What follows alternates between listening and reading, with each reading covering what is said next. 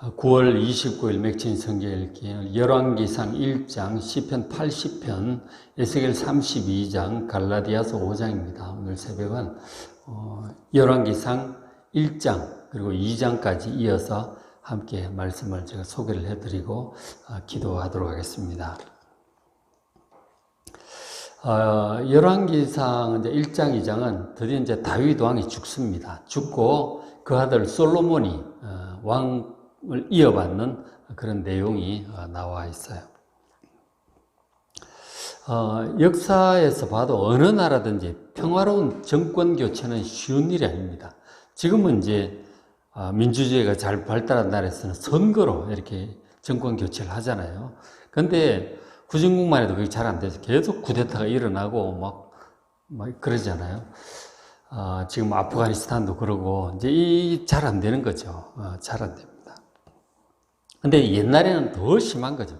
거의 이제 군사력이 많다거나 거의 그런 식으로. 그래서 결국은 이제 한 다스리는 왕이 죽게 되면 남은 왕자들끼리 이제 피바람이 부는 거죠. 정권 다툼을 하든지 아니면 장군들끼리 왕권을 잡기 위해서 서로 이제 칼을 겨누고 많은 사람들이 보통은 이제 죽게 되죠. 그렇게 해서 그 다음 가장 강한 자가 왕권을 장악해서 또 해나가고 그렇게 되어가는 게 보통이에요. 자, 그러면 이 다윗에게서 솔로몬 왕으로 넘어가는 과정은 어땠을까? 세대 교체인데 정권 교체가 과연 어떤 과정으로 했을까? 근데 쉽지 않았어요. 이건 쉽지 않습니다. 어떤 일이 벌어졌느냐면 열왕기상 1장 5절에 그때 하깃의 아들 아도니아가 스스로 높이 이르기를 내가 왕이 되리라. 그렇게 나옵니다.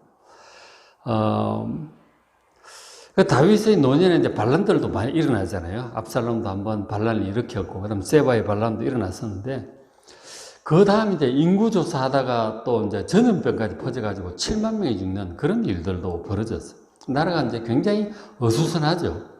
왕 말기가 되면 나이도 많고, 이제 권력이, 통제력이 약해지는 거죠. 그래서 이제 그때 이 아도니아 왕자가 이제 스스로 왕이 되겠다고 이제 사람들을 불러 모으기 시작을 한 거죠. 다윗 왕이 허락을 한 것이 아니에요.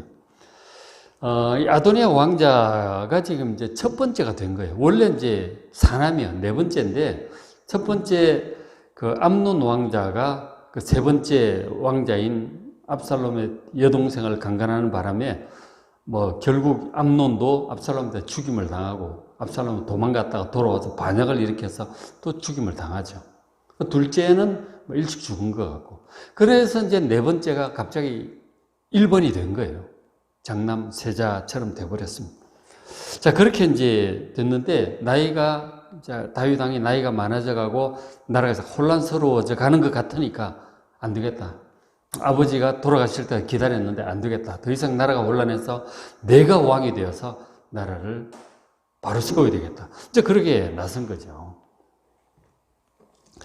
자, 그렇게 이제 아도니아 왕자가 내가 왕이 되겠다고 사람들을 불러 모으니까 옳다. 첫째 왕자니까 더 이상 다윗 왕 죽기를 기다려서는 안 되겠다.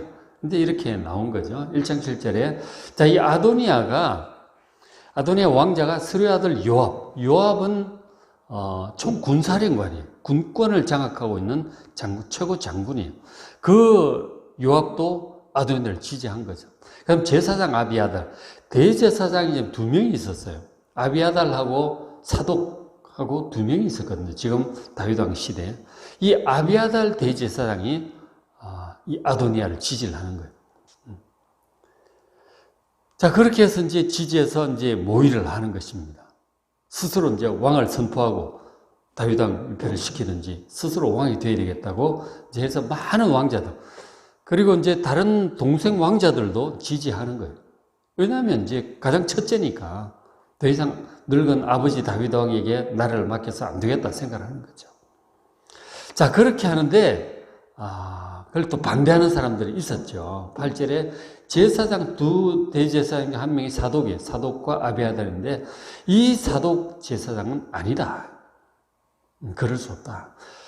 왜냐하면, 하나님께서 이미 이제 그 나단 선지자를 통해서 솔로몬을 통해서 성전을 짓겠다고, 왕으로 삼겠다고 이미 다윗 왕이 그렇게 말씀을 하셨거든요. 다윗 왕은 하나님의 뜻이 솔로몬 왕자에게 있다는 것을 그렇게 생각을 하고 있는 거죠.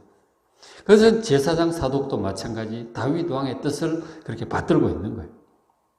그리고 여호야다 아들 브나야, 이것은 이제 장군입니다. 요압 장군, 그 다음 가는 장군이에요. 이 브나야 장군은 다윗 왕의 친위 대장이기도 하고, 그 다음에 용맹한 사람이었는데, 이 사람은 다윗 왕을 지지하는, 다윗 왕의 뜻이 있느냐 이거죠. 다윗 왕의 허락을 받고 아도니아가 한다면 지지하겠지만, 다윗 왕이 아직 그렇게 허락하지도 않았는데 스스로 왕 되겠다고 나서고 막 모의를 하는, 이게 역적이다, 반역이다, 이렇게 되는 거예요. 참석할 수 없다. 그 다음 선지자 나단 또 마찬가지, 하나님의 뜻을 이제 전해준 사람이죠. 솔로몬을 통해서 하나님께 성전을 짓겠다고 하시고 왕을 세우겠다고 하셨기 때문에 이 선지자 나단은 하나님의 뜻, 그리고 다윗 왕의 뜻이 솔로몬 왕자에게 있다는 것을 알기 때문에 아도니아를 지지할 수 없는 것이죠. 그러니까 아도니아파와 솔로몬파가 쫙 갈라진, 아도니아파와 반 아도니아, 이렇게 나라가 쫙 갈라진 것이죠. 자, 이것을 이제 나단 선지자가 다윗 왕에게 얘기를 한 거죠. 나단 선지자 혼자 잘 안 되니까 솔로몬 왕자의 어머니가 밧세바잖아요. 밧세바와 함께 의논해가지고 다윗 왕에게 이 사실을 구합니다. 여러분 이제 열왕기상 1장 2장 자세히 읽어보시면 자세한 내용이 나와요. 한번 꼭 좀 읽어보시길 바랍니다. 그렇게 했을 때 둘이서 솔로몬 왕에게 이 아도니아가 반역을 일으켰다고 얘기를 했어요. 그래 그 얘기를 듣고 다윗 왕이 아주 재빠르게 대처를 합니다. 나이는 많지만 이 권력의 속성을 알잖아요. 압살롬 반역도 당해봤고 이 아도니아가 또 반역을 일으켰구나. 재빨리 대처를 합니다. 근데 어떻게 했느냐면 1장 32절에 다윗 왕이 이제 불러요. 제사장 사독, 선지자 나단, 그리고 장군 브나야를 불러요. 불러서 밧세바 왕비하고 다 모아놓고 얘기를 합니다. 33절에 너희는 신하들을 데리고 내 아들 솔로몬을 내 노새에 태우고 기온으로 인도하여 내려가고, 솔로몬 왕자를 왕의 노새, 왕의 자가용이잖아. 딱 태우고 기온이라고 하는 건데 가서 34절에 거기서 왕위 즉위식을 하라는 거죠. 그에게 솔로몬에게 기름을 부어 이스라엘 왕으로 삼으라. 그 다윗 왕의 뜻을 밝힌 거죠. 그가 나를 대신하여 왕이 될 것이다. 다윗 왕의 후계자 지명과 그리고 그 솔로몬을 왕으로 세우라고 기름을 부어서 즉위식을 하고 정확하게 지시를 합니다. 솔로몬 왕자는 한참 뒤에요. 한참 아래쪽이거든요. 한참 나중에 밧세바하고 간음을 하고 또 그 사이 애도 죽잖아요. 그리고 그 남편도 죽고, 그리고 이제 결국 다시 아내로 맞아들이게 되어서 그 다음에 낳은 아이가 이 솔로몬이에요. 밧세바의 아들이란 말이에요. 굉장히 아래쪽이죠. 한참 서열이 아래쪽인데 하나님의 뜻이 솔로몬에게 있었던 것이죠.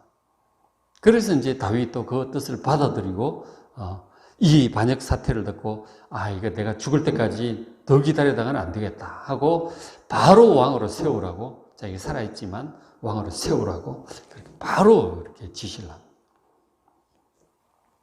그렇게 막 그 즉위식을 하고 나팔을 불고 막 이렇게 되니까는 얘기가 이제 반역자들한테 들어간 거죠. 아이고 큰일 났다. 다윗 왕이 가만히 나이 늙어서 가만히 있을 줄 알았더니 너무나 재빠르게 대처를 한 거죠. 그리고 왕을 아예 세워버린 거죠. 그러니까 이 반역을 함께 하려고 모였던 사람들 겁나가서 전부 도망이 나가버린 거예요. 반역 사태가 순식간에 그냥 해체가 된 거예요.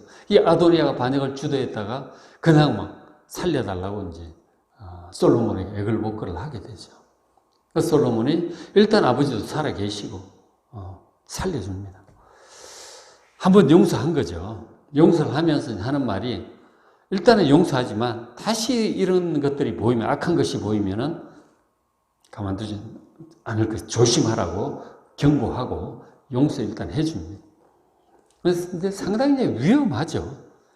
첫째 왕자가 지금 살아있고 자기는 한참 아래쪽이고 왕이 되긴 했지만 언제 또 반역을 일으킬지, 반역을 한번 도모했던 사람들은 언제든지 기회가 되면 하려고 해요. 늘 그래요. 반역의 불씨가 있는데 어쨌든 얌전히 있으면은 이제 살려두겠다고 하는 것이죠. 다시 한번 그런 어떤 마음을 품는다든지 하게 되면 그때는 이제 용서할 수 없겠죠. 일단 그렇게 살려두고 이제 끝이 났어요. 그리고 이제 시간이 좀 더 흘러서 다윗 왕이 이제 그동안 뭘 하느냐면 역대상 끝부분에 보면은 자세히 나와요. 그런 일이 있고 난 다음에 다윗 왕이 이제 성전 건축을 이제 신경을 써요. 아마 어느 타작 마당도 구매도 하고, 그리고 뭐 성전 건축을 자기가 직접 못하니까 솔로몬 왕을 세웠으니 이제 솔로몬이 나중에 할 수 있도록 자기가 살아있는 동안 죽을 때까지 그 준비를 하는 거죠. 돌도 구하고 나무도 하고 재료들을 잔뜩 모아놓습니다. 잔뜩 이제 하고, 그리고 이제 예배 제도도 제사장 조직도 다 하고, 레위인 조직, 성가대 조직 이런 거 다 제대로 하고, 그리고 이제 신하들한테도 당부를 하는 거죠. 그리고 성전의 설계도도 이렇게 딱 준비해 주고, 성령의 감동으로 이제 설계도를 그리게 돼요. 그래가지고 전부 다 준비를 하게 돼요. 그 해놓고 이제 다윗이 죽게 되는 것이죠. 이제 그걸 하는데, 이제 다윗이 이제 죽을 때가 다 됐어요. 이제 유언을 합니다. 2장 1절에요. 열왕기상 2장 1절. 다윗이 죽을 날에 임박하며 이제 내가 갈 때가 됐구나 싶어서 신하들을 불러서 이제 하고, 아들 왕 솔로몬을 불러서 이제 유언을 남깁니다. 솔로몬의 명령하여 이르되 너는 힘써 대장보가 되어라. 용기가 필요해요. 나를 다스리는데. 그리고 너희 하나님 여호와의 명령을 지켜 그 길로 행하여 모세 율법에 성경에 기록된 대로 지켜 행하라. 그렇게 하면 무엇을 하든지 형통할 것이다. 성전 건축도 나라를 다스리는 것도 전부 형통하게 될 것이다. 어떻게 하면? 하나님의 말씀을 지켜 그 말씀을 따라가면 나라를 다스리는 일들과 인생의 모든 일들이 성전 건축 이런 것들 다 형통하게 될 것이다. 그러니까 당부를 합니다. 그 성전 건축에 대해서 역대상에 보면은 자세히 당부를 해요. 내가 이렇게 준비를 했으니 잘 해달라고 그렇게 당부를 합니다. 그리고 이제 여러분 열왕기상 2장 내일 또 읽어보시면 그 이제 어떤 내용이 이제 또 나오냐. 유언을 저렇게 하고 그 다음에 또 특별한 유언 몇 가지를 더 해요. 특별한 유언 몇 가지를 하는데 그때 이제 요압 장군에 대해서, 이 반역에 가담했던 요압 장군에 대해서 벌써 이제 다윗 왕의 명령을 몇 번 어겼어요. 그 앞에 처음에 이제 다윗이 남쪽 유다 왕이었다가 전체 왕이 되자 초기에, 그때 이제 북쪽 장군이었던 아마샤를 다윗은 이렇게 잘 부하로 두기를 원했는데 죽여버려요. 시기와 질투죠. 죽여버리고, 그 다음 압살롬 반역 때도 가담했던 그 앞에는 아브넬 장군, 이든 아마사 장군인데 그 아마사 장군을 또 다윗은 용서하고 이렇게 받아들이기를 원했는데 또 요압이 또 죽여버립니다. 다윗의 명령을 어기고 그런 경쟁자들을 죽인 것이죠. 그런 것들에 대해서 다윗은 직접 하지 않았지만 솔로몬 네가 그리고 막판에 또 이 아도니아 반역에도 참여했잖아요. 요압이. 그런 이제 왕의 불순종하는 그런 마음들이 있는 거죠. 지혜롭게 잘 대처해야 된다. 잘 살펴야 된다. 요압. 그 얘기도 하고. 그 다음에 이제 다윗을 저주했던 시므이 있죠.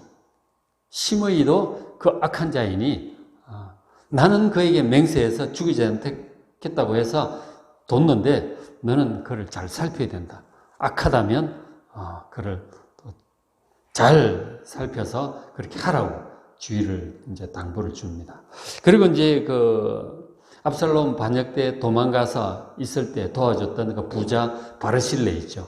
그 아들 김함 이런 사람들 있었는데 그 아들들 좀 잘 살펴줘라. 이제 그 은혜를 기억하고 갚으라고 얘기를 하는 거죠. 그렇게 하고 이제 다윗이 얼마 가지 않아 죽죠. 죽고 이제 장례를 다 합니다. 그래서 이제 다윗이 총 40년을 다스렸다. 이제 그렇게 기록을 하고 있어요. 자, 그렇게 했는데, 이제 다윗 왕이 죽었어요. 이제 자기가 진짜 전면에 이제 왕으로 이제 하게 돼. 자기 책임하에 나라를 잘 세워 나가야 돼. 근데 이제 처음에 왕 되었을 때 나이도 좀 젊을 뿐더러 아직은 왕권이 약하잖아요. 다윗 왕이 있고 그다음 반역에 가담했던 사람들 다 있기 때문에 이것은 이제 정말 나라를 잘 안정을 시켜요. 안 그러면은 또 반역이 일어나요. 그 왕이 얕보이면 반역이 일어난단 말이에요. 확실하게 왕권을 잘 이제 해야 되는 게 이제 이 초기 왕들의 큰 숙제죠. 그런데 이제 어떤 일이 일어났느냐? 이런 일이 또 일어났어요. 2장 13절에 아도니아가 바세바 왕은 이제 태후가 됐겠죠. 태후가 됐죠. 그죠? 찾아와가지고 부탁을 합니다. 근데 말한 내용을 보면 15절 이르되 이 왕위는 지금 솔로몬의 왕이 된 이 왕위는 원래 내 것이었다는 거예요. 그런 얘기를 합니다. 솔로몬 어머니 태후한테 내 것이다. 뭐 가장 첫째 왕자니까 그렇게 말할 수도 있겠지만 어쨌든 내 것이었고 온 이스라엘이 다 얼굴을 내게로 향하여 왕으로 삼으려 했는데 나를 왕으로 전부 백성들이 삼기를 원했다는 거예요. 여기 벌써 상당한 교만이 있죠. 이건 원래 내 거다 하는 생각을 품고 있다는 얘기를 지금 바세바 태후한테 그런 얘기를 하고 있습니다. 근데 이 왕권이 돌아갔는데 아우의 것이 되었으면 여호와로 말미암습니다. 뭐 하나님의 뜻이니까 내가 받아들였다는 식으로 그렇게 얘기를 하는 거예요. 사실은 뭐 솔로몬 왕에게 죽지 않으려고 애걸복걸해서 지금 살아난 사람이 지금 이런 얘기를 하고 있습니다. 마음에 상당히 이 원래 내 건데 하는 그런 마음을 지금 보이고 있는 거죠. 이렇다면 벌써 이제 상당히 교만한 것이기도 하고 언제 반역을 일으킬지는 모르겠다 하는 그런 마음이 불씨가 그 속에 있음을 보게 되죠. 그 내 아우의 것이 되었으면 여호와로 말미암다 하고 그러면서 이제 이 부탁을 하러 온 거예요. 무슨 부탁을 하러 왔느냐 하면 17절에 수넴 여자 아비삭을 내게 주어 아내를 삼게 해달라고 얘기를 합니다. 이 수넴 여자 아비삭은 자기 아버지 이 다윗 왕이 노년에 너무 이제 막 몸이 약해지니까 그때 이제 의술에 보면 연세가 너무 높은 노인들을 좀 기력을 보하기 위해서 젊은 여자를 이렇게 품에 두는 그래서 몸을 좀 따뜻하게 데피고 기력을 회복하는 데 도움되라고 그렇게 하는 처방이 있었다고 합니다. 그래서 이제 신하들이 그런 걸 했는데 다윗이 이제 받아들이질 않죠. 이제 그렇게 품에 품질 않고 그냥 물 떠주고 뭐 이런 심부름하는 이제 어떤 그런 이제 이렇게 거리를 좀 두죠. 근데 어쨌든 공식적으로는 일종의 다윗의 후궁 같은 그런 입장이죠. 후궁 같은 입장입니다. 근데 이제 굉장히 미인이었고 젊고 이제 그랬던 것이죠. 그 여자를 탐낸 거죠. 아도니아. 나에게 저 아내를 삼고 싶다 하는 거예요. 근데 그게 말이 됩니까? 아버지의 후궁이었던 자를 아내로 담겠다고 맞이하기를 원한다는 것은 이거는 인륜으로 봐도 말이 안 되는 거죠. 감히. 그러니까 이 아도니아가 상당히 교만한 거죠. 지금 주제 파악을 못하고 있는 거예요. 교만하기도 하고 그리고 그 속에 역심이 반역심이 불씨가 남아있음을 보게 되는 것이죠. 그래서 이제 바세바 입장에서는 그 얘기를 듣고 그럼 내가 좀 부탁하겠다. 그러고 솔로몬 왕이 부탁을 하는 거예요. 찾아가서 아도니아 왕자를 위해서 찾아와서 그런 얘기를 하는데 뭐 좀 주면 어떻게 했느냐 그런 얘기를 했더니 솔로몬이 듣고 진노합니다. 어떻게 감히 아버지의 후궁을 자기 아내로 달라고 인륜상으로 볼 때 온 백성들이 이게 말이 돼요?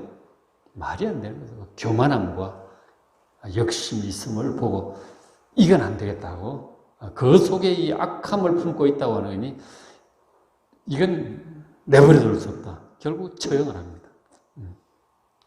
이거는 안 된다.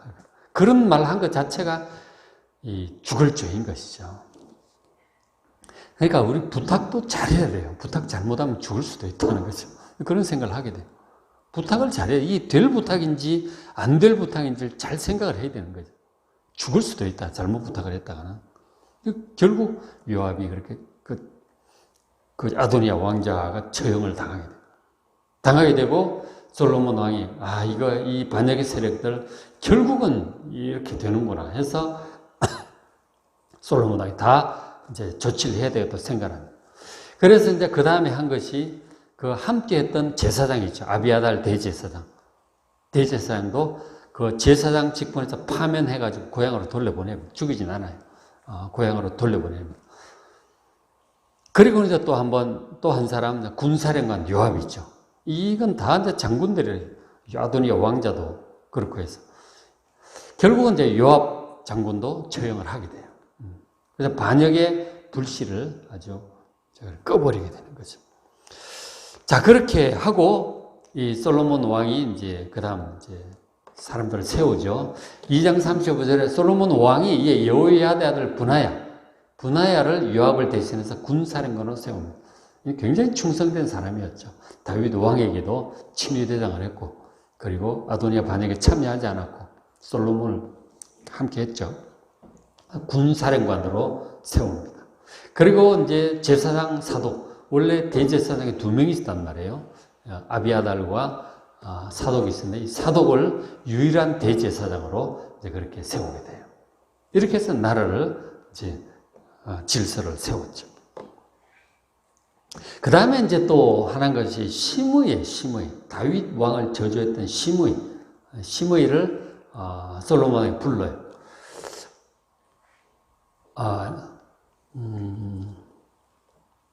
네, 이 시므이가 있었는데 어떻게 됐느냐면 다윗 왕은 죽이지 않겠다고 이제 맹세를 했죠. 그래서 끝까지 죽이지 않았어요. 근데 이 악한 자를 그냥 이제 보낼 수는 없는 것이죠. 평안하게 할 수 없죠. 그래서 이제 어떻게 하느냐면 솔로몬 왕이 시므이를 불러요. 불러다가 무슨 얘기를 하느냐면 너는 아버지에게 그렇게 했지만 은혜로 네가 살았다. 그래서 나도 인정을 하는데 그러나 내가 너에게 명령하니 너는 이 예루살렘을 절대로 떠나지 마라. 예루살렘 안에서만 살라고.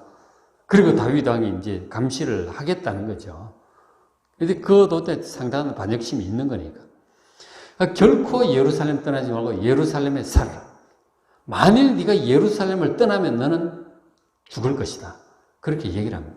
그럴 때 시므이가 알겠다고 그걸 그대로 동의하고 받아들입니다. 그러고 이제 세월이 흘러갔죠.